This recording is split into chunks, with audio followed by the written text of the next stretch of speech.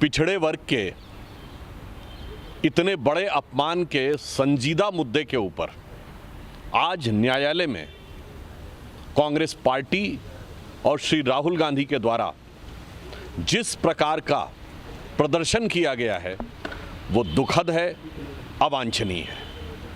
हम यह पूछना चाहते हैं कि पहली बात तो ये थी कि पिछड़े वर्ग के इतने बड़े अपमान के लिए आपको सीधे, सहज, सरल शब्दों में माफ़ी मांगकर आप विषय को समाप्त कर सकते थे, परंतु यह कांग्रेस पार्टी और गांधी परिवार का अहंकार था कि पिछड़े वर्ग के इस अपमान के बाद भी माफ़ी नहीं मांगनी है।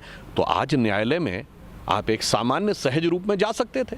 आपके तमाम नेता गए हैं, तमाम भ्रष्टाचार के आरोप में गए हैं, चाहे वो डीके शिव कुमार हो या पूर्व प्रधानमंत्री स्वर्गीय पीवी नरसिम्हा राव हो, अभी हाल के वर्षों में चिदम्बरम जी गए हों। परंतु मैं ये पूछना चाहता हूं कि आज छोटे सरकार अपने तमाम झंडा बरदारों के साथ इतना बड़ा लश्करे जर्रार लेकर क्या करने गए थे? आप अपने अहंकार का प्रदर्शन करने गए थे कि जो पिछड़े वर्ग के अपमान के बाद भी आप दिखाना चाहते हैं कि हमारे अंदर इतनी ठसक है, या आप न्यायालय को दबाव में लेने गए थे, या जांच एजेंसियों को जो धमकाने की आपकी प्रवृत्ति है वह करने गए थे? इसलिए हमारे मन में यह सवाल भी उठता है और यह कष्ट भी है कि इतने संवेदनशील मुद्दे के ऊपर ये अकारण इतनी शान व शौकत और इतना जलवाए जलाल दिखाने की ज़रूरत नहीं थी। मैं कांग्रेस पार्टी को नसीहत देना चाहता हूं कि सहजता से, समर्पण से, लघुता से सब प्राप्त होता है और ज़्यादा अपने को बड़े दिखाने से कुछ प्राप्त नहीं होता है। एक रहीमदास जी का पंक्ति है कि लघुता से प्रभुता मिले और प्रभुता से प्रभु दूर, और चींटी ले शक्कर चली हाथी के सर धूर।